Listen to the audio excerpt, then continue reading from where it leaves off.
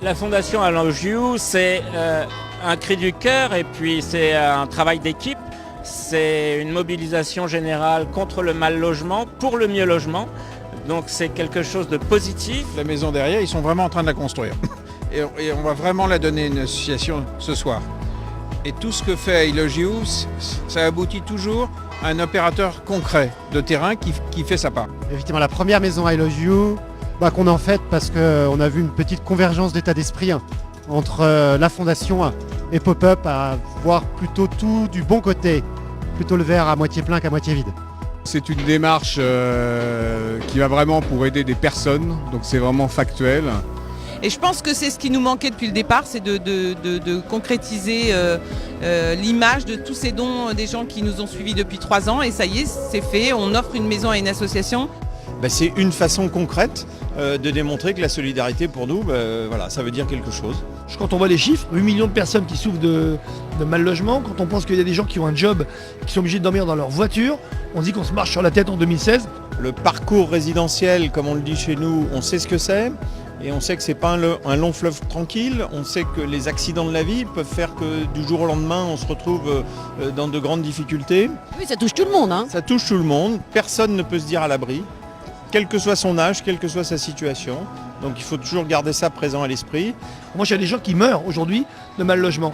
Donc j'espère qu'en 3 ans, on a réussi à faire bouger un petit peu les lignes, mais c'est que le début de l'histoire. J'espère qu'I Love You va se développer, j'espère que chacun va amener sa petite pierre à l'édifice, que tous les réseaux et déjà tous les syndicats ou presque tous les syndicats sont présents et que aussi les particuliers, puisqu'on peut donner, et quel que soit ce qu'on donne, on peut donner 1 euro, on peut donner 10 euros, mais donner quelque chose, c'est amener sa petite pierre à l'édifice. Il n'y a pas besoin de faire des dons extraordinaires, chacun met sa petite brique et on arrive à faire quelque chose, à rendre des gens plus heureux.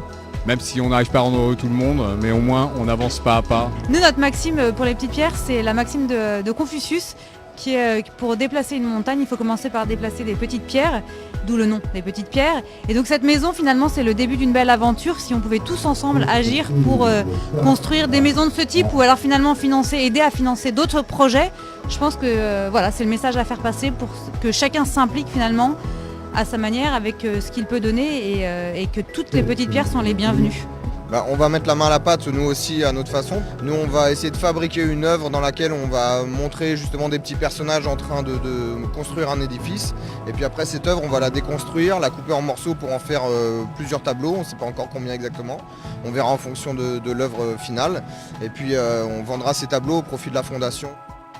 Notre objectif quand même, avec toute l'équipe de la Fondation I Love You, c'est de dire que cette journée solidarité logement, et je le dis et je le crie, il faut qu'elle s'inscrive dans un calendrier.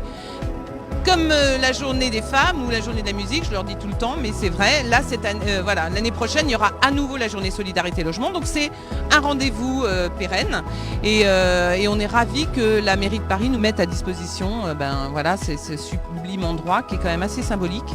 J'espère qu'il y aura des petits I Love You partout et qu'on ne soit pas seulement à un endroit en France à la même date, mais peut-être, pourquoi pas, multiplier les rendez-vous partout en France. Ce serait une belle journée.